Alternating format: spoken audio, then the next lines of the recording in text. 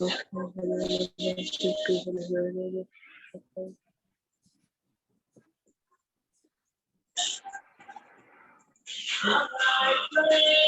god. I might.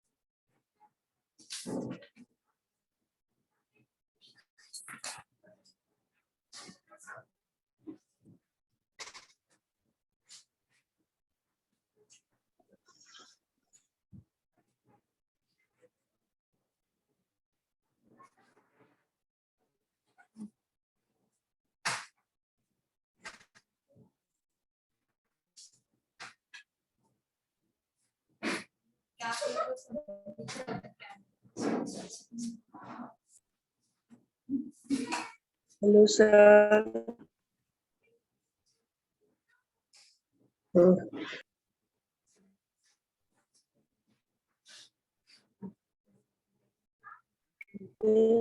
तो guys आज आप देखेंगे क्लास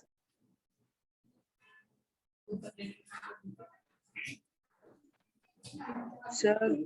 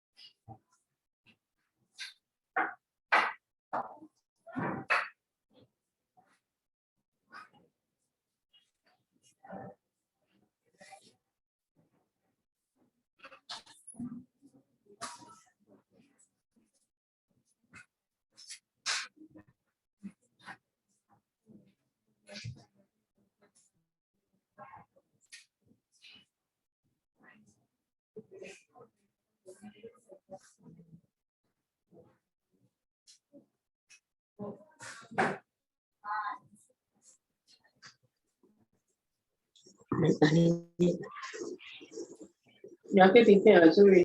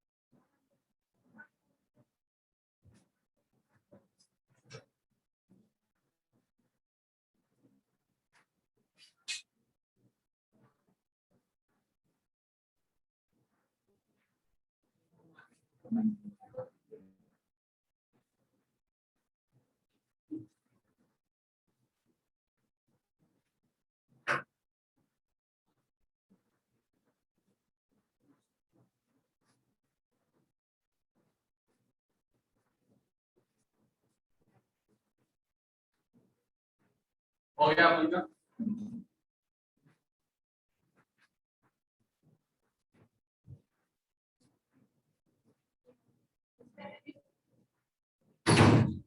ऑलराइट, हम लोग किधर तक थे? कोई तो गया हुआ है, आज पीछे गया। ओके, तो हाँ हो गया सब, आगे पीछे, ठीक है। तो geographical location, alright. Second was political system, clear है? कोई doubt so far? Online people, any doubt? No, इनके पास कुछ और डायलॉग रहते नहीं ना सर, ठीक है?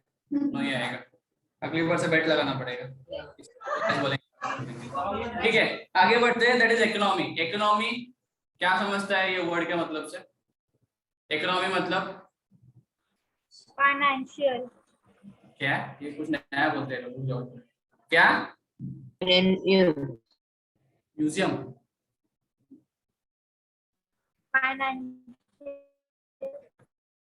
फाइनेंशियल, अच्छा फाइनेंशियल, ओके। यहाँ पे मतलब हो रहा है तुम्हारा कंट्री इन होल। एक कंट्री को हम लोग इकोनॉमी करके रिप्रेजेंट करते हैं या फिर हम लोग डिनोट करते हैं।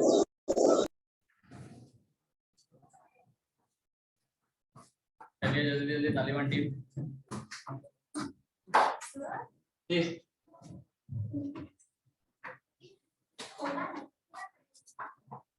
ठीक है। तो इकोनॉमी, अब बेसिकली इकोनॉमी में क्या है देखते हैं, ठीक है। In modern times, the economic condition of any country has acquired great importance in deciding foreign policy. Okay. As a result, that economy impacts foreign policy in two ways. किसी भी country का आर्थिक स्थिति, फाइनेंशियल कंडीशन डिपेंड करता है या derive करता है कि हमारा फॉरेन पॉलिसी कैसा रहे। ठीक है। अगर फॉरेन पॉलिसी, अगर हमारा इकोनॉमिक कंडीशन वीक है तो हम फॉरेन पॉलिसी इस तरीके से फॉर्मुलेट करेंगे जिससे हम लोग को बाकी कंट्रीज से हेल्प मिले।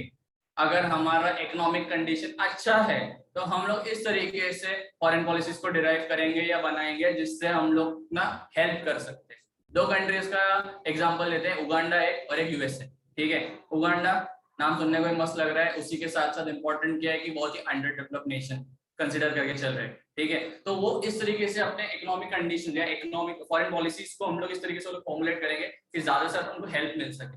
क्यों सर? डेवलप होने के। यूएसए जैसा कंट्री वो इस तरीके से अपने पॉलिसीज को फॉर्मुलेट करेगा जिससे वो उनका जो सुप्रीमेसी है वो तो मेंटेन करेगा ही करेंगे, साथ ही साथ वो बाकी जो weaker section of the society है, मतलब डेवलप्ड नेशन है, तो उनके लिए वीकर कौन कौन हुए? Under developed and developing, right. तो उस तरीके से लोग फॉर्मुलेट करेंगे जिससे वो लोग हेल्प कर सके ये कंट्रीज को। अब देखा जाएगा तो बहुत सारे तरीके से, डिफेंस के मामले में बोल लो, आर्म्स एंड एम्युनिशन के मामले में बोलो, अभी कोविड का इतना बड़ा क्राइसिस जो चल रहा है जो भी चल रहा है या खत्म हो गया, जो भी अपन कंसिडर कर रहे हैं, इतना वैक्सीनेशन प्रोसीजर हुआ सब, तो हम लोग हेल्प करने के लिए हम भी फोरफ्रंट पे, right. Being a developing nation, India was successful in actually helping out many foreign countries. ठीक है, एक पॉइंट पे तो ऐसे भी एलिगेशंस आए थे कि हमारे पास वैक्सीन अवेलेबल नहीं, लेकिन बाहर के कंट्री को बांटा जा रहा है फ्री में। क्यों? क्योंकि हमारे फॉरेन पॉलिसीज उस तरीके से फॉर्मुलेट हुए, राइट। समझ रहे हैं सब लोग को? एनी डाउट सो फार? बंद कर। अबे तुम नहा के आ रहा था कि दिख के आ रहा था? और एक ही बाजू से टैलेंट है भाई। चल दिया ना, जल्दी चल। Good afternoon sir. ऑलराइट, तो इकोनॉमी उसके ऊपर भी डिपेंड करता है। Now there are two factors, हम लोगों ने तीन चीज पे रिमाइंड कर रहा हूँ। एक था फॉरेन पॉलिसी को डिटरमाइन करेगा geographical conditions, location and extent, then was your political system. ठीक है, third one was your economy. Economy के अंडर दो, ठीक है, अब इकोनॉमी के अंडर दो चीज क्या है वो देखते हैं। Foreign policy is aligned prepared. Foreign policy is aligned, shaped by the need to establish economic relation with other countries, import, exports, participation in world trade, all aimed at strengthening the economy of the country. अभी हमने बात किया किसी भी economy का prime motive क्या रहता है? इंपोर्ट एक्सपोर्ट को एक्सटेंड करने के लिए, दैट इज ट्रेड रिलेशंस बढ़ाने के लिए। जितना ज्यादा अच्छा ट्रेड रिलेशन होगा, किसके साथ? फ्रेंड ऑफ फ्रेंड के साथ, नेबरिंग कंट्रीज के साथ, उतना ज्यादा इकोनॉमी को बूस्ट करेगा। तुम्हारा फ्रेंड ऑफ फ्रेंड के साथ कैसा रिलेशन रहता है उससे कंट्री को इंपैक्ट नहीं गिरेगा, बट अगर ट्रेड रिलेशन अच्छा रहा तो कंट्री को डायरेक्टली इनडायरेक्टली दोनों तरीके से हेल्प होगा। क्लियर है? Any doubt? चलना है जल्दी, देख के म्यूजियम में एंट्री करना, बंद कर उसको जल्दी, वो क्लास में।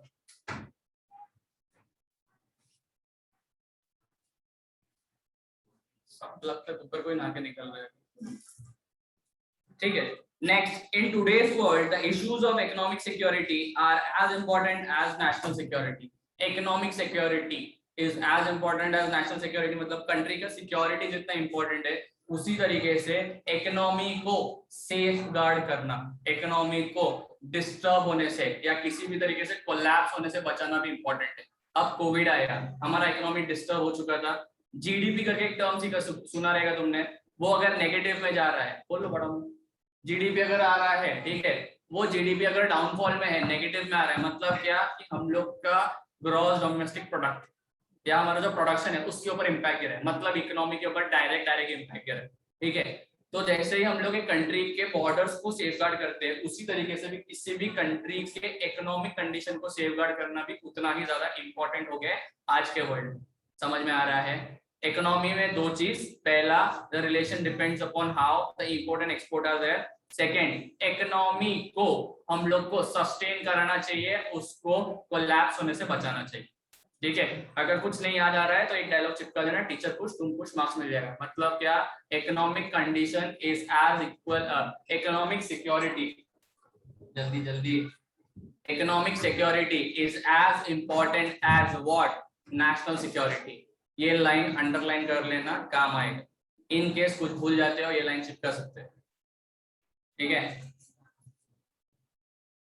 A country is recognized to be powerful in proportion to the economic securities it enjoys.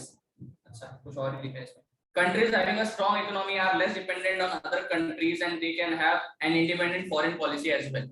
अगर हम तुम्हें कंपेयर करोगे तो countries like USA, China, Japan, जब भी वो फॉरेन पॉलिसीज फॉर्मुलेट करते क्या वो सोचते अगर मैं कुछ गलत कर दूंगा तो दूसरे कंट्री को क्या इम्पैक्ट गिरेगा? नहीं। लेकिन अगर weaker section of the society है क्या, अगर मैं बोलता हूँ तुम लोगों की जो इंटरनेशनल पॉलिटिक्स है, अभी उगांडा बोल दिया, जाम्बिया हो गया, नाम्बिया हो गया, अगर ये साउथ अफ्रीकन कंट्रीज है, बोलो पड़े हुए भाई इधर बारिश में नींद कहाँ से आता है तुमको इतना भाई? ठीक है, लेक्चर में समझ में आ रहा है मेरे को भी तुम लोग क्या करते हो ऑफलाइन में ऑनलाइन। ठीक है, तो मैं बोलूँ क्या बड़ा बड़ा मुंह तुम लोग के सामने? सर बोलो आप ये खोलते हैं, हम दोनों तो रजाई विजय लेकर के सो जाते हैं। ठीक है, तो मैंने जैसे तुम लोगों को बताया अभी कि अगर साउथ अफ्रीकन नेशंस है, ठीक है, कॉन्टिनेंट के साइड से, ठीक है, अफ्रीकन कॉन्टिनेंट के कंट्रीज के अगर ये है कंट्रीज है, अफ्रीकन कॉन्टिनेंट के कंट्रीज है, उनको कंपेयर किया जाए यूएसए के साथ, तो यूएसए कभी भी अपना फॉरेन पॉलिसी बनाया ना, ये नहीं सोचेगा कि यार इससे मुझे प्रॉब्लम होगा क्या, क्योंकि ऑलरेडी सुपर पावर है। Is he dependent on anybody for anything?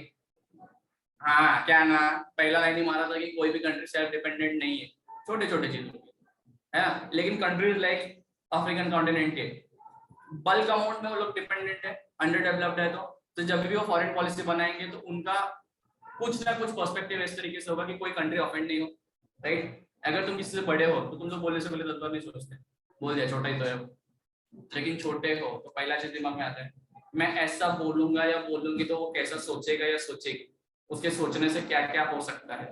आता ना पेरेंट्स के सामने अपने पेरेंट्स को बोलते you should talk nicely to the elders, ये वाला स्टेटमेंट हर एक ने सुना है, ठीक है? वही अगर कोई छोटा रहेगा अरे चल सिखा मेरे को वाला चलता है, व्हाई? अपर होल्ड है करके, सुप्रीमेसी है करके। उसी तरीके से फॉरेन पॉलिसी जब फॉर्मुलेट होता है तो कंट्री या इकोनॉमी का कंडीशन कैसा है, स्ट्रॉन्ग है, वीक है, उसके ऊपर भी बहुत सारा फैक्टर्स डिपेंड करता है। समझ में आया? फिर repeat, geographical conditions, political system, economy. Economy में दो diversion, that is import export, second is the economic strength of the nation. Any doubt so far? Clear है कि सब मजा आ रहा है, पिक्चर देख रहे हैं, समझ रहे हैं सबको? ऑनलाइन पीपल, ठीक है। Last is national leadership. अब ये नेशनल लीडरशिप क्या है देखते हैं।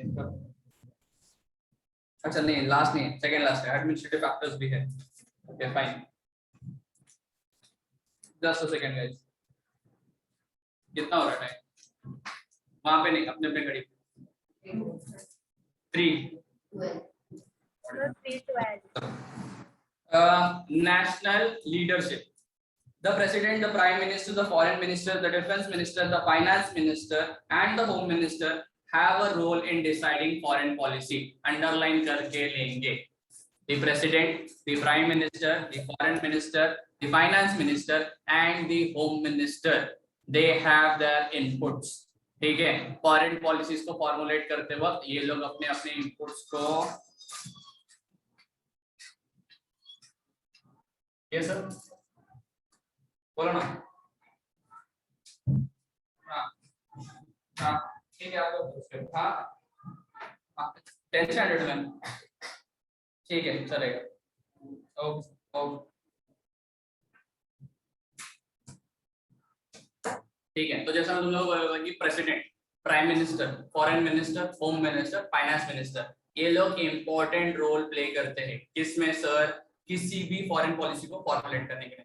मतलब क्या इंपॉर्टेंट रोल? मतलब क्या? अपने अपने व्यू पॉइंट्स देते हैं। अगर तुमने सुना रहेगा न्यूज में कि मोस्टली यही लोगों का नाम आता है कि फॉरेन टूर पे गए हैं, क्यों? मजा आता है, फैमिली का वेकेशन के लिए जा रहे, फ्रेंड से मिलने जा रहे, नहीं क्यों? क्योंकि वहां की चीजों को समझने कितना ज्यादा साइंस एंड टेक्नोलॉजी में एडवांसमेंट है। जैसे कि लास्ट टाइम किसी ने जापान विजिट किया था, उन्होंने वहां से वो बायोगैस का जो फ्यूल बनता है उसका इनपुट लाया था। कचरा जैसा चीज को जापान बोलता है कि मेरे कंट्री में आप लोग दो कचरा आपका भेजो, इंडियन वेस्ट भेजो, उससे मैं फ्यूल बनाऊंगा। और यहाँ पे देखो अपने इधर घर के बाहर एक एक पिशवी लगा के रखे रहते सब लोग, फिर वो बिल्डिंग होने दो या चौल होने, कचरा तो कचरा ही होता है। ठीक है, सो क्यों? टेक्नोलॉजी कैसे है? या फिर अगर वो गल्फ कंट्री में जाते हैं साउथ में पानी पानी है क्या? नहीं, लेकिन आज देखो कितना ज्यादा एडवांस हो गया, कैसे टेक्नोलॉजी। तो चीजें जब नया कुछ सीख के आते तो वो लोग लेके आते अपने पास। तो वैसे ही फॉरेन पॉलिसीज को फॉर्मुलेट करते वक्त बहुत सारी चीजों को, फैक्टर को कंसिडर किया जाता है। समझ रहा है सबको? एनी डाउट सो फार? जितने अच्छे से मुंडे हिला रहे हो मैं पूछूंगा क्वेश्चन आगे, ठीक। Next, these positions try to maintain the continuity in foreign policy and to improve upon it. For example, Pandit Jawaharlal Nehru contributed the policy of non-alignment to India's foreign policy. Prime Minister Atal Bihari Vajpayee contributed a great deal in improving Sino-Indian relations. Sino-Indian कुछ तो रहेगा, सीनो Indian, Indian मालूम है, सीनो तो किसी बच्चे का नाम है चाइना के साथ, चाइना के रिलेशंस को बिल्ड करेंगे। नॉन अलाइनमेंट मूवमेंट याद है, पढ़ा था ऐसा कुछ तो, धुंधला धुंधला कब पढ़ा था? Last lecture. क्या है नॉन अलाइनमेंट मूवमेंट? सर वो नहीं पता, आपको इतना बता दिया, बाकी आप जॉइनिंग द डॉट्स करके आप समझ। नॉन अलाइनमेंट मूवमेंट बेसिकली होता है क्या? नॉन अलाइनमेंट मूवमेंट मतलब याद रहेगा, बाइपोलर हो गया था पूरा globe when it became to cold war. Cold war में दो पार्ट्स में डिवाइड हो गया था, one was capitalistic, other was socialist. तो इंडिया ने अपना अलग टीम बनाया था जिसका नाम था नॉन अलाइनमेंट मूवमेंट। मतलब ना हम इसको फॉलो करेंगे ना उसको फॉलो करेंगे, सोशलिस्ट भी नहीं जाएंगे, पॉलिटिक कैपिटलिस्टिक भी नहीं जाएंगे, हम लोग हमारे हिसाब से रहेंगे, दैट इज मिक्स्ड इकोनॉमी। तो पंडित जवाहरलाल नेहरू ने जो इनिशिएट लिया था वो आज भी फॉलो, ठीक है ना? हम लोग कैपिटलिस्ट फॉलो कर रहे हैं ना हम सोशलिस्ट फॉलो कर रहे हैं, हम मिक्स्ड इकोनॉमी फॉलो कर रहे हैं। नेक्स्ट कम्स योर, जैसा मैंने बताया, सीनो रिलेशन। 1963 में इंडिया चाइना वॉर हुआ था ऐसा कुछ। हम लोग एक डायलॉग भी मारते हैं, हिंदी चीनी भाई भाई। अगर डोर बंद करना तो कर दो, वहां से आवाज आ रहा था। हिंदी चीनी भाई भाई वाला डायलॉग भी आया था, ठीक है। इसके ऊपर एक मस्त सलमान सर का मूवी भी बना था, याद है? सर नहीं देखते हैं लास्ट मूवी, राधे के पहले, याद है कुछ? मेरे को याद नहीं आ रहा मूवी का नाम, कुछ तो था जिसमें वो मस्त चाइना का बंदा बनता है और वो हाथ मिलाने से माउंटेन हिलने लगता है, कुछ तो एक भारत, हाँ भारत था, पक्का भारत था, मेरे को भी डाउट आ रहा है। हाँ शायद होएगा, नहीं उसके पहले कोई तो एक मूवी था जिसपे इंडिया चाइना के बारे में बहुत सारा बताया गया था, ठीक है। वो वॉर के बाद भी अच्छा रिलेशन बिल्ड करने को ट्राई किया, ठीक है। अभी कोविड भी हुआ था, उसका सब क्रेडिट किसको दिया जा रहा है? चाइना सर को, ठीक है। अच्छे स्लोगन्स भी बने थे, मैं बोल नहीं सकता बस तुमके साथ, ठीक है। तो वैसे अच्छे स्लोगन्स भी बने थे। व्हाई इनिशिएटिव लिया गया था, that is keeping this thing aside. बहुत सारे इनिशिएटिव लिए गए थे इन इम्पोर्टेंट लीडर्स से, क्यों सर? सो दैट जो कंटिन्यूटी है वो आज भी उतना मेंटेन। समझ में आ रहा है सबको? Any doubt so far? Online people know बोलेंगे, ठीक है। फटाफट यहाँ तक पढ़ के लो, हम लोग आगे बढ़ेंगे। गाइस पढ़ के लो, आया लो।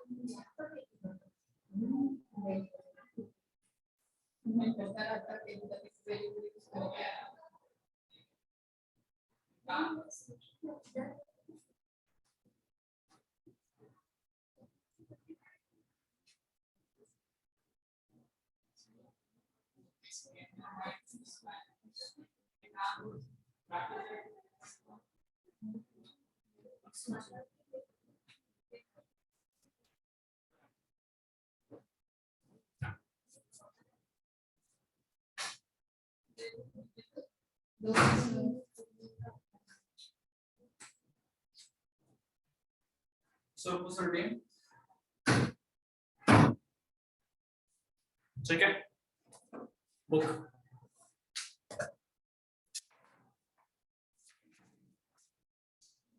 क्लियर है यहाँ तक जितना भी था?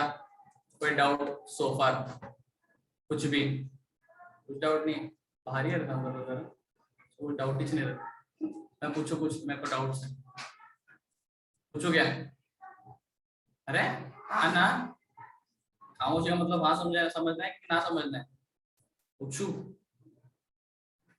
मेरे को यार, देख के पूछो क्या इकोनॉमी के बारे में? मेरे को इकोनॉमी में डाउट है, क्या तुमको डाउट है?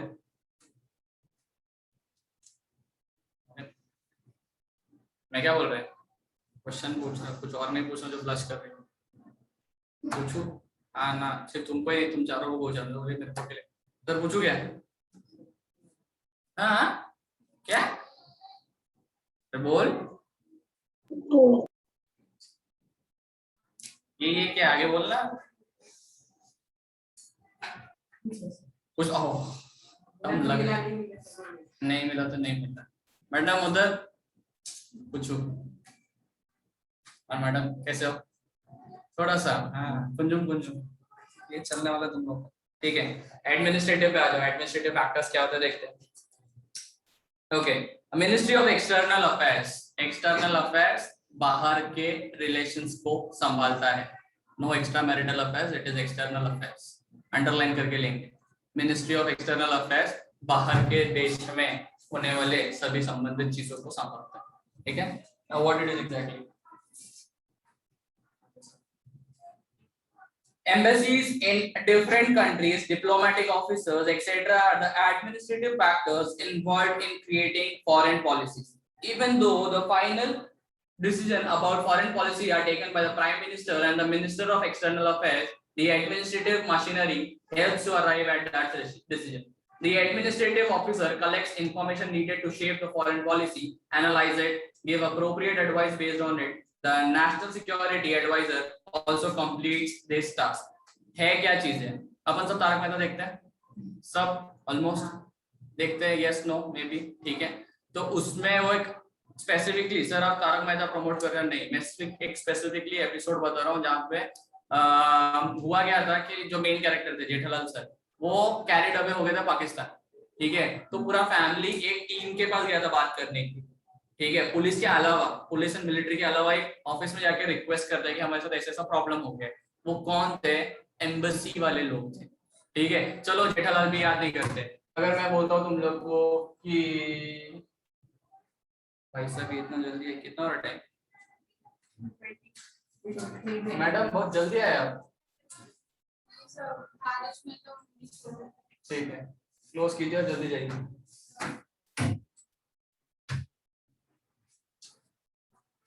ओके, सो जैसे मैं तुम लोगों को बता रहा था, पीके मूवी भी देखा रहेगा उसमें, तो उसमें एक जगह पे आता है जहाँ पे से कॉल जाता है सुशांत सर को कि आप जिधर भी हो कुर्सी लेके बैठ जाओ, मम्मी को अच्छा गुड न्यूज देने वाले हैं।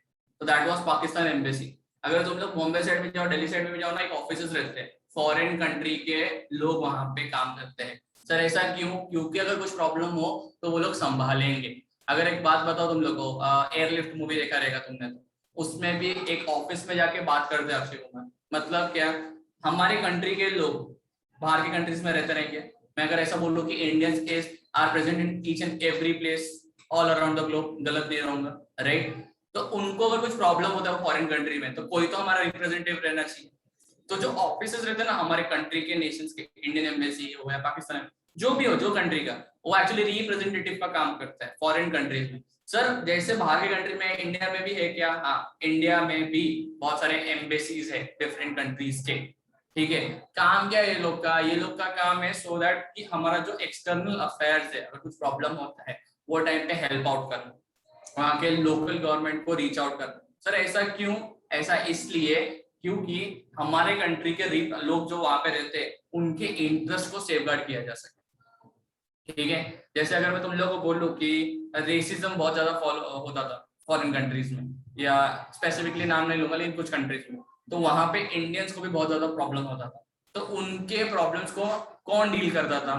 अगर हम लोग जाके बात करेंगे एम्बेसी में, ऐसा था तो गवर्नमेंट पे प्रेशर डालेगा पेरेंट कंट्री के ऊपर। एग्जाम्पल, यूएस के लोग बोलते हैं कि when Indians come over there they are paid less, alright, and they work for more hours, which is why they are preferred over over Americans. because Americans have the habit of working for 5 hours 7 hours and they are paid, they want to be paid huge, ठीक है, but एक single American के payment में 2 Indian काम करता है और वो भी ज्यादा काम करेगा, तो खुशी खुशी मैं रखूंगा 2 इंडियंस को, सीधा सीधा बात है ना।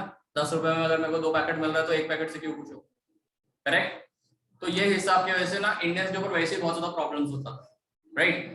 अब इनके प्रॉब्लम्स को एड्रेस कौन करेगा, तो अगर बहुत ज्यादा लेवल पे प्रॉब्लम हो रहा है, ठीक है, रेसिज्म एंड एवरीथिंग, तो एम्बेसीज होते हैं, एम्बेसीज ऑफिसेस होते हैं, रिप्रेजेंटेटिव्स होते हैं, ये लोगों का काम होता है कि हमारा एक्सटर्नल प्रॉब्लम्स को किस तरीके से हैंडल करें। मतलब ये लोग लड़ाई करने निकल जाते हैं कि नहीं, ये लोग इनिशिएट लेते हैं और ये सब इन्फॉर्म करते हैं इंडियन गवर्नमेंट, ठीक है। हमको फिर इससे आगे का चीज सब पता चलता है। बीच में एक न्यूज भी आया था कि एक इंडियन टीचर पाकिस्तान में कुछ साल से रह गया था, मतलब उनको जेल करके रखा गया था, तो वहां पे बहुत बड़ा रोल किसने प्ले किया, इंडियन एम्बेसी, बहुत सारी चीजों को और उनको वो जो चीजें उसको रिजॉल्व करने के लिए, क्यों उनको मस्ती आ रहा था, they are deployed over there और they are employed over there only for one reason, to help our own people in foreign countries. समझा सबको, पढ़ के लो यहाँ तक।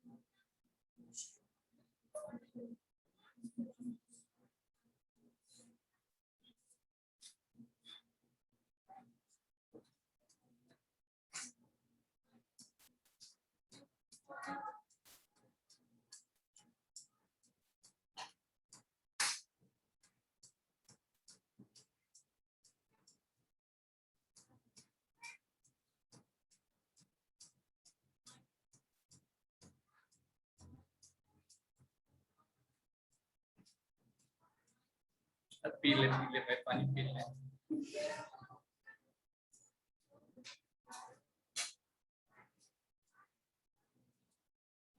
कुछ मिक्स करके लाया है, इतना खुशी पानी के बोतल के लिए।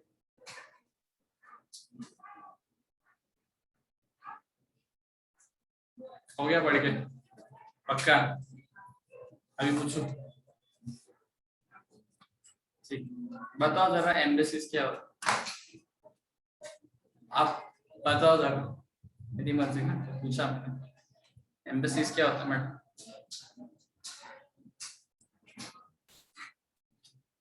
बताओ। चलो एम्बेसीज का स्पेलिंग बता दो, सर आप ट्रोल कर रहे हो, पढ़ने को टाइम तो पढ़ते रहो रे, एक दूसरे को इशारे इशारे में चल रहा है बातें लोग, ठीक है। चलो आगे बढ़ते हैं, इंडिया फॉरेन पॉलिसी, ठीक है। अब इंडिया फॉरेन पॉलिसी स्पेसिफिकली आया है, बेसिकली क्या है देखते हैं। After taking this preliminary information about foreign policy, अब तक हम लोग इन जनरल फॉरेन पॉलिसी के बारे में समझ रहे थे, स्पेसिफिकली नहीं। अब हम लोग स्पेसिफिकली इंडिया के फॉरेन पॉलिसी के बारे में जाने।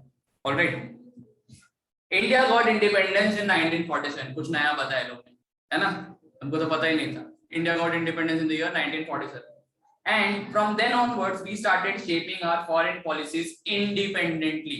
इसके पहले कौन कर रहा था, ब्रिटिशर्स का कंट्रोल था, डेफिनेटली वो लोग हमारे फॉरेन पॉलिसीज को फॉर्मुलेट कर रहे थे, लेकिन जैसे ही इंडिपेंडेंस हो गया सारे के सारे फॉरेन पॉलिसीज को शेप करने का काम किसका, इंडियंस का हो रहा, ठीक है।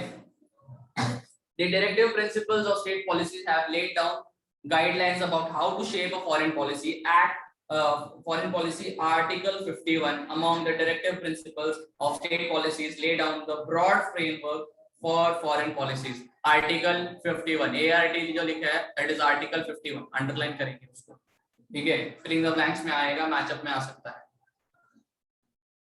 तो बेसिकली एक आर्टिकल 51 में सारे डायरेक्टिव प्रिंसिपल्स बताया गया है जिसके फ्रेमवर्क में अकॉर्डिंगली हम लोग हमारे फॉरेन पॉलिसीज को फॉर्मुलेट करते हैं। ठीक है, एक रफली आइडिया उसमें प्रेजेंट किया गया है कि हमारे जो फॉरेन पॉलिसीज होने चाहिए उसके गाइडलाइंस उसके अंदर मेंशन होते हैं।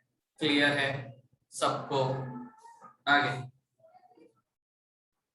according to it, India should give priority to safeguard international peace, underline करेंगे, and security and resolve our international problems and dispute by peaceful means.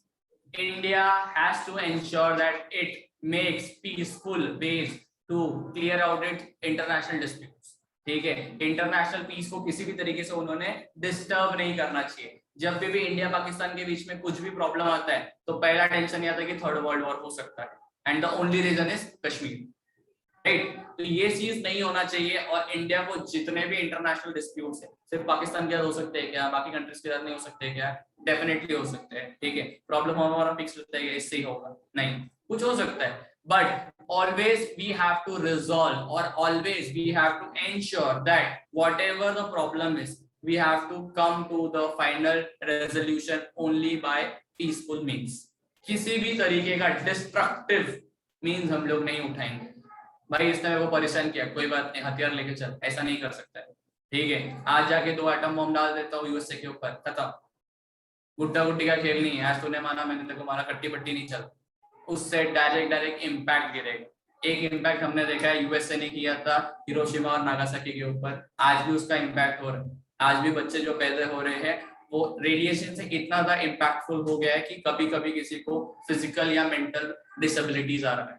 अच्छा लगेगा, कल को हमारे बच्चे होंगे, हमारे मतलब ऑफ कोर्स हमारे नेक्स्ट जनरेशन, ओ कोई लंगड़ा लूला पैदा हो, अच्छा लगेगा, बट ऑब्वियसली नहीं चल, हैंडीकैप नहीं चल, क्यों? क्योंकि उसका इम्पैक्ट उतना ज्यादा होगा। समझ रहा है सबको? आगे, the objective of our foreign policy should be to maintain friendly relation with other nation and respect international law. India's foreign policy till now has been developed in this framework. India का जो foreign policy आज तक formulate हुआ है उसका framework रहा है कि हम लोग वायलेंस नहीं करेंगे, हम लोग जितने भी रिलेशन है उसको फ्रेंडली तरीके से मेंटेन करें। ठीक है, मतलब इन शॉर्ट अगर तुमको बताओ तो गांधी जी के तरीके, किसी ने एक चाटा मारा तो दूसरा गाल भी खुशी खुशी दिक्कत। ठीक है, but not always it should be the same, वरना कोई भी आपके ऊपर ज्यादा हावी होता है। ठीक है, whenever it is your mistake bow down, but if it is not your mistake तो do defend yourself। समझ रहे हैं? ये एप्लीकेबल होता है हर जगह, समझ रहे हैं सबको? इसका मतलब ये मम्मी से झगड़ लो, जहाँ पे जरूरत है वहां पे नहीं, जहाँ पे जरूरत है वहां पे करोगे, जहाँ पे नहीं जरूरत है वहां पे चुप जाना, कोई दिक्कत नहीं। ठीक है, आगे, some more objectives of India's foreign policies are as follows, underline करो, टिक मार्क करो, very very important, तुम्हारा VVIMP आ जाना चाहिए वहां पे। While maintaining friendly relation with neighboring countries, ensure that the defense and the security of India is not affected. Friendly relation maintain करते करते हमको ये भी ध्यान देना चाहिए कि इसका गलत फायदा कोई उठा रहा नहीं। मालूम बड़ा हम बोलेंगे चाइना मेरा भाई है, चाइना मेरा भाई है, और चाइना ने हमारे ऊपर बॉम्ब फोड़ दिया, नहीं चले। ठीक है, फ्रेंडली रिलेशनशिप होना चाहिए सबके साथ, लेकिन ये फ्रेंडली रिलेशनशिप का कोई अनड्यू एडवांटेज नहीं लेना चाहिए, and not at the cost of the security of the nation. ठीक है, next, not to compromise about the geographical boundaries of the nation। ये कौन सा बात है जो पाकिस्तान के साथ चल रहा है या फिर कोई तो चाइना के साथ चल रहा है? ऐसा बोला जाता है कि अरुणाचल प्रदेश में एंटर करना तो चाइना का परमिशन लेना पड़ता है, चाइना बोलता है वो मेरा जगह, कैसा? उसका आंसर उसके पास नहीं, वो बोलता है इंडिया में अरुणाचल प्रदेश के अगर एंट्री करना है तो मेरा परमिशन लेना, क्यों? नहीं मानता। पाकिस्तान बोल रहा है कश्मीर में आना है तो कश्मीर में रह, कैसा? गिफ्ट में लेके गया था, दहेज में लेके गए थे तो, लेकिन नहीं बोलते। तो एट एनी कॉस्ट अपने नेशनल सिक्योरिटी के साथ एंड नेशनल बाउंड्री के साथ हम लोग ने कॉम्प्रोमाइज नहीं करना। ऑब्जेक्टिव है किसका? इंडिया के फॉरेन पॉलिसी। समझ में आ रहा है सबको? आगे, protect the unity and integrity of the nation. Unity and integrity of the nation को हैम्पर नहीं होना चाहिए, हिंदू मुस्लिम भाई भाई होना चाहिए हमेशा। हमारे ऐसे कोई भी फॉरेन पॉलिसी होना नहीं चाहिए जिससे किसी भी एक सेक्टर ऑफ द सोसाइटी को इम्पैक्ट करे। समझ में आ रहा है सबको? Next, protect the interest of Indian citizen living in other countries. This responsibility is fulfilled by the Indian embassies. जैसे मैंने तुम लोगों को बताया था जब ये एम्बेसीज की बात हो रही थी, तो ये एम्बेसीज का काम क्या है कि इंडियन सिटीजन जो भी फॉरेन कंट्रीज में रह रहे हैं उनके इंटरेस्ट को प्रोटेक्ट करना चाहिए। उसी तरीके से इंडिया में बहुत सारे फॉरेनर्स रहते रहेंगे, ठीक है, उनके इंटरेस्ट को कौन बचाता रहेगा? उनके रेस्पेक्टिव कंट्री के एम्बेसीज। समझ में आ रहा है? इनका काम ही है हमारे इंटरेस्ट, हमारे मतलब सिटीजन के इंटरेस्ट को प्रोटेक्ट करना। किसी भी तरीके से हमको कोई भी इल ट्रीट नहीं करना चाहिए। क्लियर है सबको? To establish economic and commercial relation with other countries for achieving economic development of the country। मैंने अभी तुम लोगों को थोड़ा टाइम पहले बताया था, इकोनॉमिक डेवलपमेंट अचीव करने के लिए हमारे कमर्शियल नीड्स को कंप्लीट करना जरूरी है। जो चीज चाहिए इंपॉर्टेंट उसको इंपोर्ट कराओ, जितने भी अच्छे चीजें हमारे पास उसको एक्सपोर्ट करो। सर एक्सपोर्ट करके क्या कर लोगे? एक्सपोर्ट करने से ये फायदा होगा कि ज्यादा से ज्यादा फॉरेन करेंसीज इंडिया में आएगा, फॉरेन रिजर्व्स क्रिएट होंगे और डायरेक्टली वो किसके ऊपर इम्पैक्ट गिरेगा? इकोनॉमिक डेवलपमेंट पे। समझ रहा है? एक सर्कल जैसा है, प्रोडक्शन होगा, सेल होगा, सेल होगा, फॉरेन कंट्री में जाएगा, फॉरेन कंट्री में जाएगा, पैसा आएगा, पैसा आएगा, इकोनॉमिक डेवलपमेंट होगा, ज्यादा प्रोडक्शन करेंगे। समझ में आ रहा है सबको? पढ़ के लो यहाँ तक।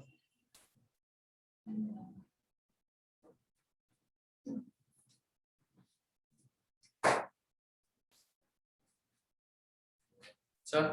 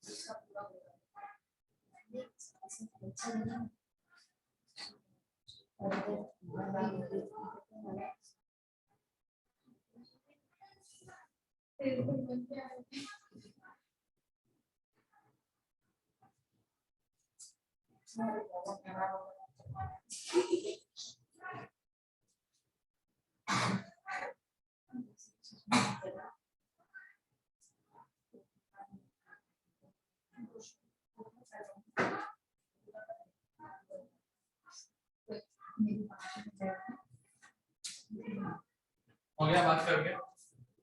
नहीं अच्छे से कर लो, मेरे एंट्री पे कैसे बुक के अंदर कुछ चलता था। हाँ वही बात करके तो वही गया हमारा कैमरा में वही दिख रहा था। ठीक है चलो टेक लुक।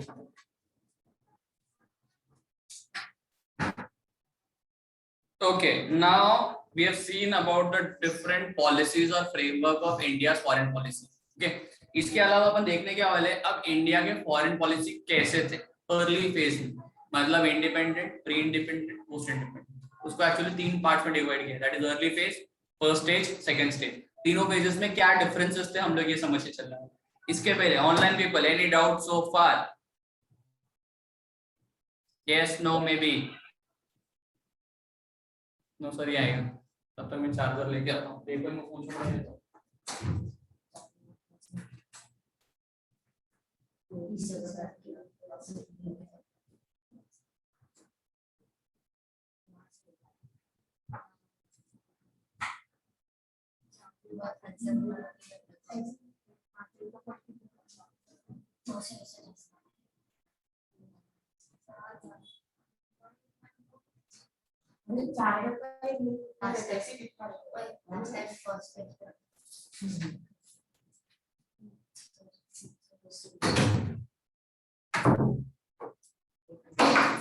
कनेक्ट करो सर,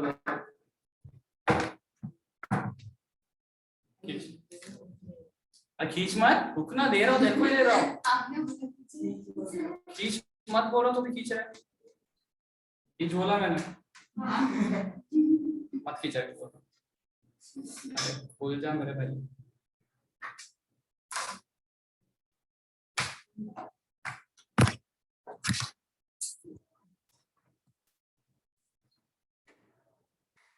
थैंक यू।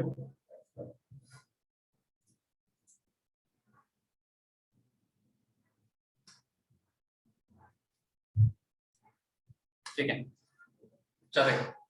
तो जैसा मैंने तुम लोग बताया फॉरेन पॉलिसीज को 3 पार्ट्स में डिवाइड किया, that is the early phase, first phase and the second phase. तीनों फेजेस को हम लोग अभी देखने वाले हैं। Let's start. India's foreign policy's early phase. Prime Minister Pandit Nehru shaped India's foreign policy in the early period. He opposed colonialism through India's foreign policy. Colonialism किसी भी कंट्री का दूसरे कंट्री के ऊपर रूल रहना, दैट इज colonialism. हम लोग already एक कॉलोनियल फेज में थे, ब्रिटिश के अंकल लोग ने हमारे ऊपर बहुत अच्छे से रूल किया था 200 साल। Position and give priority to global peace and security. 3 things influenced in India's foreign policy in this period. Important question आ सकता है, early phase में 3 क्या important factors थे? मैडम लोग खुसर के अलावा ये तीनों पॉइंट याद रखोगे, याद से। सर आप भी ठीक है, मैं तो बोलेंगे लड़की लोग को सर डांट रहे, कोई बात नहीं, अपन निकल लेते हैं। First, we made an effort to understand all international events and development independently. Early phase में बहुत सारे इश्यूज हुए रहेंगे, इंटरनेशनल इवेंट्स हुए रहेंगे। इवेंट्स मतलब पार्टी नहीं, कोई भी हॉलीवुड स्टार आके नाचा नहीं था। इंटरनेशनल इवेंट्स का मतलब यहाँ पे world war 1, world war 2, cold war, 3 major international events. without any pressure from any power. Peace has always been a central feature of India's foreign policy. India has always and always formulated peace. कई country के बीच में अगर dispute भी चलता था तो India used to initiate कि हम उनके बीच में सुलह लाए या फिर उनके बीच में रेजोल्यूशन लाए ओनली बाय पीसफुल मीन्स, क्योंकि वो कभी भी इंडिया ने सपोर्ट नहीं किया किस चीज को sir, that is destruction. Clear है सबको? पहला पॉइंट क्लियर है सबको? क्या है पहला पॉइंट? पीस मेंटेन करना है। किस तरीके से? सिर्फ मुंडी ऐसा मत हिलाओ रे, पॉइंट भी देखो। फर्स्ट पॉइंट क्या है? फर्स्ट पॉइंट क्या है? We made an effort to understand all international events. सभी इंटरनेशनल इवेंट्स जो अकर हुए थे उनको समझने को ट्राई किया इंडिपेंडेंटली। किसी ने आके हमारे ऊपर थोपा नहीं कि ऐसा ऐसा हुआ, नहीं, हमने खुद से उसको समझने को ट्राई किया, उसमें क्या सही है क्या गलत है इसको हमने समझने को ट्राई किया, राइट? वो भी पीसफुल मीन्स से। हमारे ऊपर किसी ने प्रेशराइज नहीं किया या किसी भी फैक्ट्स को इम्पोज नहीं किया हमारे ऊपर, ठीक है? अगर ब्रिटिशर्स का कंट्रोल था तो वो बोलते थे वर्ल्ड वॉर 1 या 2 में हम ही जीत के आए। मतलब क्या? उन्होंने इम्पोज किया चीजें हमारे ऊपर। लेकिन क्या सही था, कौन सही था कौन गलत था, ये हम अगर इंडिपेंडेंटली समझ रहे तो हमारे ऊपर किसी का इम्पोजिशन नहीं है। क्लियर है सबको? आगे second point, the threats from China and Pakistan were also taken in account. Threats from China and Pakistan, Kargil war 1947 के बाद इंडिया पाकिस्तान वॉर और 63 का चाइना के साथ जो वॉर हुआ इंडो चाइना वॉर, ठीक है? इंडिया और पाकिस्तान एंड चाइना ने हमको किसी ना किसी तरीके से थ्रेट एज अ थ्रेट दिया या डराने को ट्राई किया। इन सभी चीजों को भी अकाउंट में लिया गया था कब? फॉरेन पॉलिसी को फॉर्मुलेट करते हुए। समझ रहे हैं सबको? क्लियर है? थर्ड पॉइंट क्या है देखते हैं। One more feature of India's foreign policy at this time was the insistence of self-reliance. Reliance company, self-reliance, खुद के ऊपर हम लोग डिपेंड करेंगे, इंटरडिपेंडेंट नहीं बट इंडिपेंडेंट, ठीक है? किसी के ऊपर डिपेंडेंट नहीं रहना है, हमने खुद के ऊपर ही डिपेंडेंट होना है, दैट इज इंडिपेंडेंट। क्लियर है सबको? Any doubt? पहला, सारे इंटरनेशनल इवेंट्स को अंडरस्टैंड करके लिया, ना कि इम्पोज करवा के लिए। Second, what is second? Yes, sir. Threats from China as well as Pakistan were taken into account. मतलब कंसिडर किया था उनने, ये प्रॉब्लम्स क्रिएट किया, इसीलिए हम जितने भी प्रॉब्लम्स है जो चाइना और पाकिस्तान ने हमारे लिए खड़े किए थे उसको कंसिडर किया while formulating our policies. And third, इधर ही हो ना, किसी और फाइल में? Third, what is the third one? That we were focusing on self-reliance. Self-reliance याद नहीं आता है? We were focusing on being an independent country. ठीक है? Self-reliance याद नहीं होता है, independent याद आ जाएगा, उसको अंडरलाइन कर लो और चीजें तो लिखी। Self-reliance is independent. That is the 3 important pointers in the early phase of forming the foreign policies. किसका? इंडिया का। क्लियर है? ऑनलाइन पीपल क्लियर है? Alright. Moving ahead. In the beginning, India decided to improve relations with countries in Asia. Efforts were taken to cooperate with Asian countries in order to achieve development and to keep our independence intact. This concept of regional development later expanded to include Africa as well. But some Asian African countries participated in the military pacts led either by America or Soviet Union. To stop the process of regional development, after these countries of Asia and Africa, which did not participate in this military pacts, supported the concept of non-alignment. Peace and freedom became the fundamental principles of non-aligned policy. Basically, बताने को क्या try किया है कि इसके बाद India ने ये भी फोकस किया कि हम लोग जो भी कंट्रीज है जिनने ना पाकिस्तान ना अमेरिका के कैपिटलिस्टिक अप्रोच को फॉलो करना है, जिसको ना रशिया के सोशलिस्ट चीजों को अप्रोच करना है, जो लोग एकदम अलग है उनको लेके हमने साथ में हमारा पॉलिसी बनाना है। That was non alignment group, ठीक है? फिर India also took initiative in beginning the regional development. मतलब पहले एशियन कंट्रीज के साथ अच्छा रिलेशन क्लियर करो, फिर उसके बाद कुछ अफ्रीकन कंट्रीज को भी उन्होंने मिलाने को ट्राई किया। बट व्हाट हैपेंड, कुछ एशियन एंड अफ्रीकन कंट्रीज ने 2 अलग pact, that was the NATO act and the Warsaw pact, इन दोनों को सपोर्ट किया। किस किस का? अमेरिका का एंड रशिया का। तो इंडिया ने जो रीजनल डेवलपमेंट का चीज था उसको बंद कर दिया, ठीक है, इनिशिएट जो किया था। And it later on started the non aligned group, जिसमें जो कंट्रीज ना अमेरिका को सपोर्ट कर रहे थे ना रशिया को सपोर्ट कर रहे थे, वो जो कंट्रीज थे, ग्रुप ऑफ कंट्रीज थे, उन्होंने एक टीम बनाया, that was the non aligned group. Clear है? क्लियर है सबको? 3 पॉइंटर्स, इंडिपेंडेंटली हम लोगों ने चीजों को समझा, इवेंट्स को समझा, threats of Pakistan and China was considered, and third, what was third? Self reliance, that is independence. इसके अलावा हमने ये भी देखा कि कंट्रीज के बीच में एक सेंस ऑफ यूनिटी डेवलप हो करके उन्होंने क्या किया? रीजनल डेवलपमेंट स्टार्ट किया था, पहले एशियन कंट्रीज में, फिर अफ्रीकन कंट्रीज को इंक्लूड करना स्टार्ट किया। बट बाद में देखा कि दो वॉर्सो पैक्ट, मतलब Warsaw pact and NATO pact जो हुआ था, उसको सपोर्ट करने लगे चाइना, अफ्रीकन और एशियन कंट्रीज, तो जो स्प्लिट हो गए थे उनको छोड़ दिया, एंड बाद में रीजनल डेवलपमेंट का जो प्रोसेस था उसको बंद करके इन्होंने नॉन अलाइनमेंट ग्रुप बनाया। नॉन अलाइनमेंट ग्रुप में वो पीपल आए जो ना ही रशिया को सपोर्ट कर रहे थे ना ही अमेरिका को सपोर्ट कर रहे थे। क्लियर है? Short summarise way of early phase समझा सबको? Online people, you also Hindi हिला देते रहे फटाफट, ठीक है। लेट्स मूव अहेड, आगे देखो क्या है। In this period, India had to face conflict with neighboring countries. What happened between India and Pakistan over the Kashmir question in 1947, 48, and 65? The third war that happened in 1971, Pakistan broke apart. The independent Bangladesh was created. कुछ याद रहेगा तुमको? तो ये जब face चल रहा था ना, तो इंडिया को ऐसी बहुत सारा प्रॉब्लम हो रहा था अपने नेबरिंग कंट्रीज से, ठीक है। इसके साथ ही साथ याद रहेगा there was something called as East Pakistan also. Pakistan दो पार्ट में डिवाइडेड था, पाकिस्तान बीच में इंडिया, फिर बांग्लादेश वाला पार्ट है उसको ईस्ट पाकिस्तान तभी बोला जाता। लेकिन 1971 के बाद क्या हुआ? जो ईस्ट पाकिस्तान था वेस्ट बंगाल के साइड का, उसको कंप्लीटली फ्रीडम दे दिया गया, उसका नाम क्या दिया? बांग्लादेश, ठीक है। That means Bangladesh came into existence. Clear है? इसके साथ ही साथ चाइना के साथ भी वॉर हुआ था, उसको भी इंडिया ने हैंडल किया ब्रेवली विदाउट एनी प्रॉब्लम। पढ़ते रहो।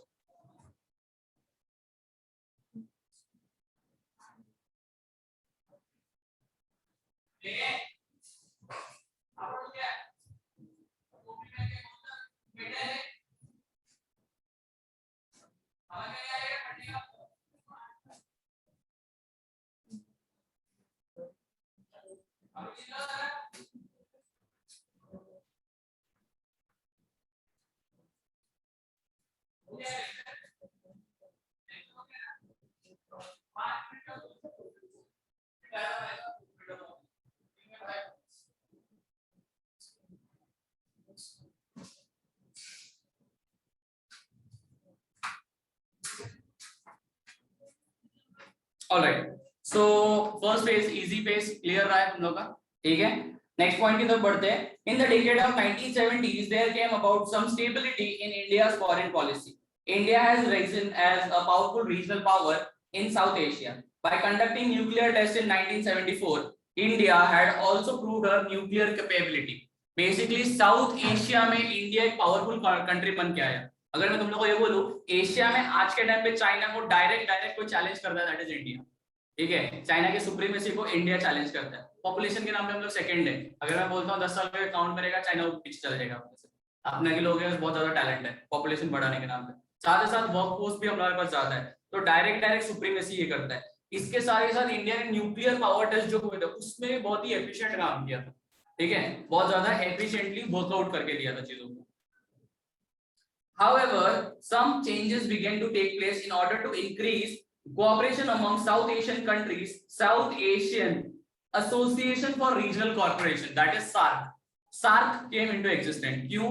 साउथ एशिया में जितने भी कंट्रीज है उनका एक टीम बना, और ये टीम बेसिकली काम किसके लिए कर रहा था? ज्यादा से ज्यादा कोऑपरेशन डेवलप करने के लिए। किसके बीच में सर? अपने अपने कंट्रीज के बीच में।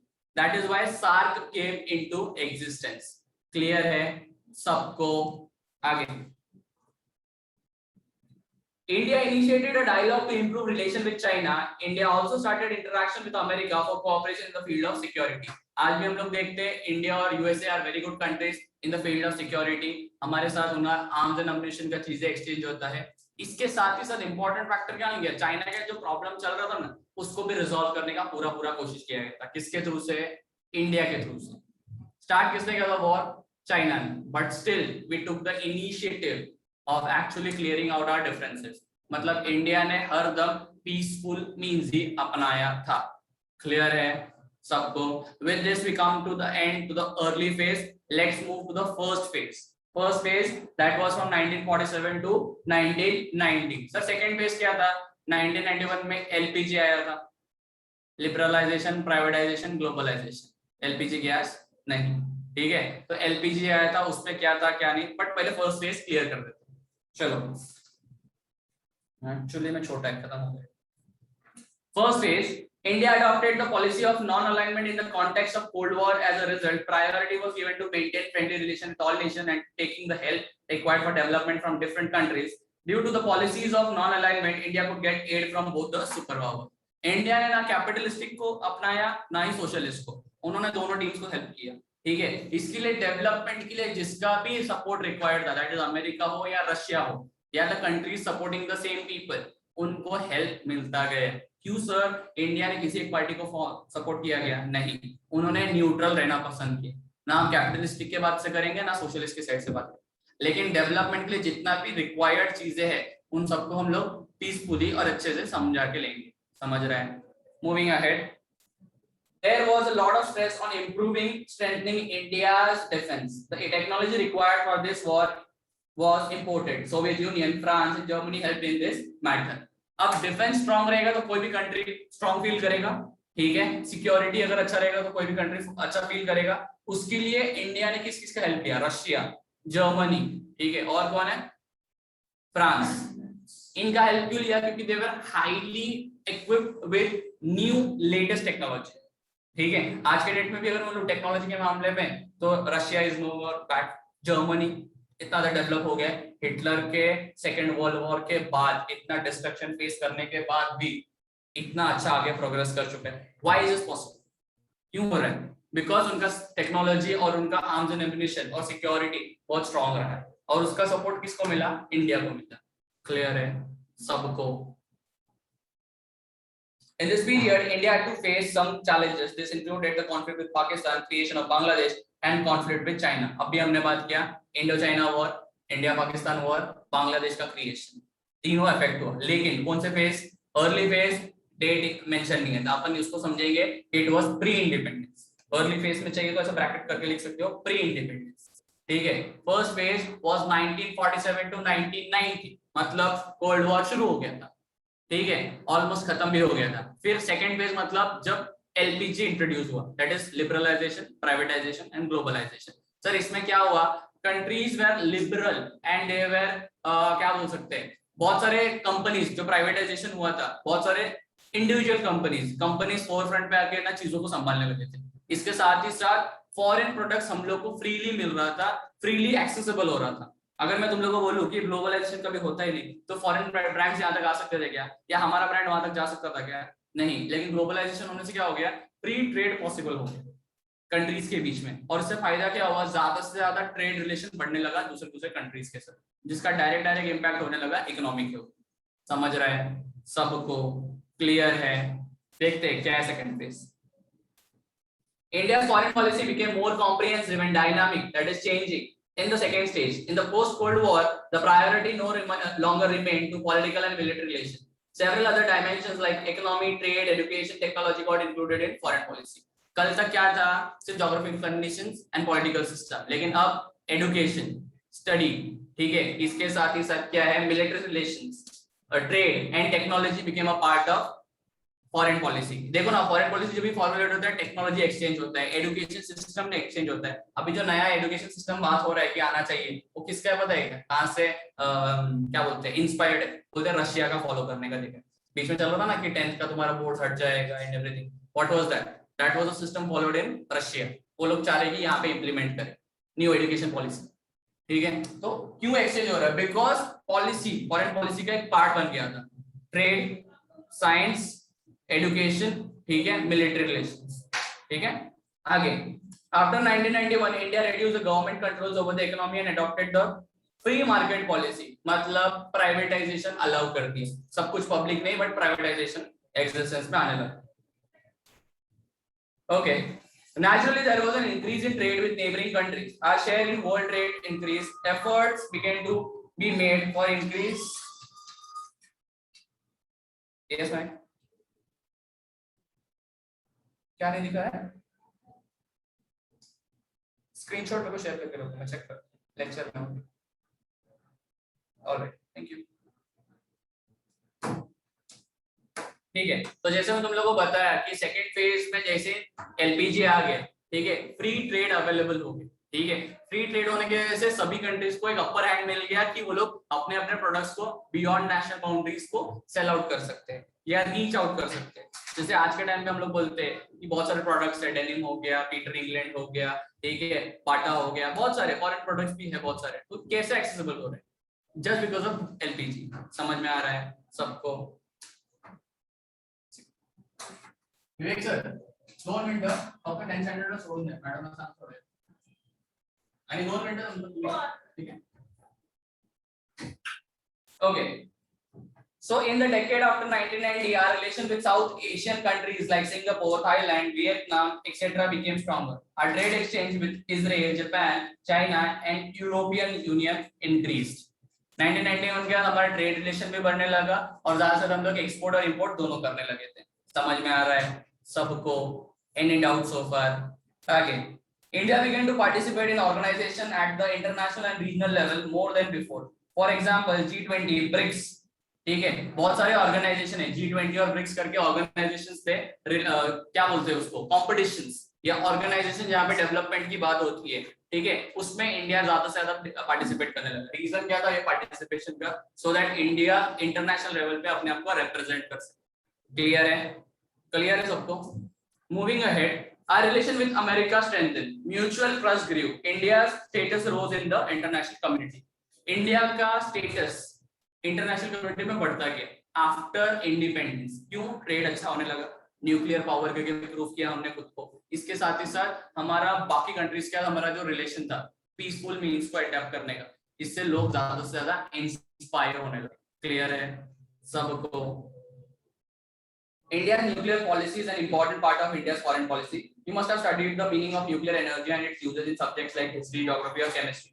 Having understood the importance of nuclear power, India undertook the nuclear energy program immediately after independence. For this, we established the Department of Atomic Energy and the Indian Atomic Energy Commission. The first chairman of India, underline करेंगे, Department of Atomic Energy and the Indian Atomic Energy Commission. The first chairman, lights on करो. The first chairman of Indian Atomic Energy Commission was Dr. Homi Bhabha. सुना था नाम? Underline करके लेंगे। ये थे first commission या कमिश्नर या हेड ऑफ द कमीशन जिन्होंने एटॉमिक एनर्जी को प्रोसेस करा है। ठीक है, next, even though electricity generation was the main purpose behind the program, it also aimed at creating military capability. Nuclear power को test करने का मेन रीजन था हम लोग इलेक्ट्रिसिटी जनरेट कर सके, बट इसके साथ ही साथ हमारे मिलिट्री बेस को भी, मिलिट्री स्ट्रेंथ को भी हम लोग ज्यादा से ज्यादा ग्रो कर सकते थे। न्यूक्लियर का कितना ज्यादा इंपैक्ट हुआ है उसका हमने यूएसए और जापान में उन्होंने केस में देख लिया था, याद रहेगा सबको तो, बराबर। आगे, as a consequence of this, India conducted her first nuclear test in 1974. Underline करेंगे, first nuclear test in the year 1974. India built nuclear weapons and conducted nuclear tests in 1998. Again underline करेंगे.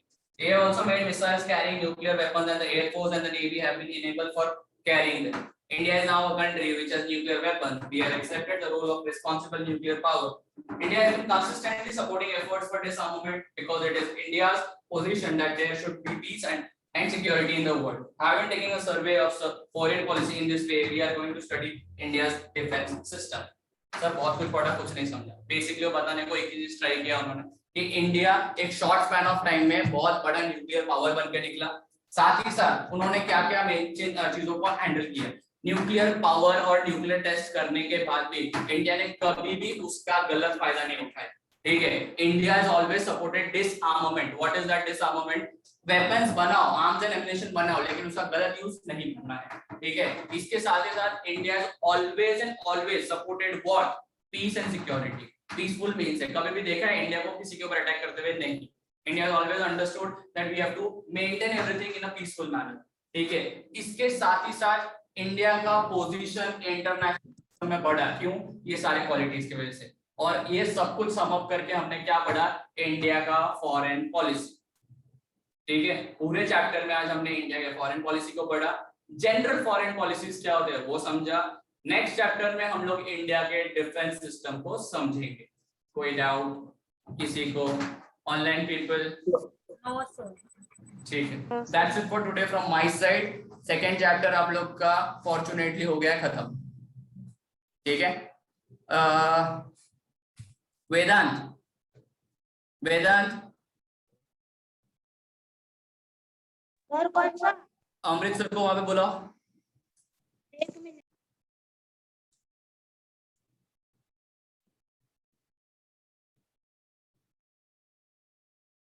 अमृतसर हाँ सर। रिकॉर्डिंग स्टॉप करा दो। Okay, आपका हो गया sir? Yes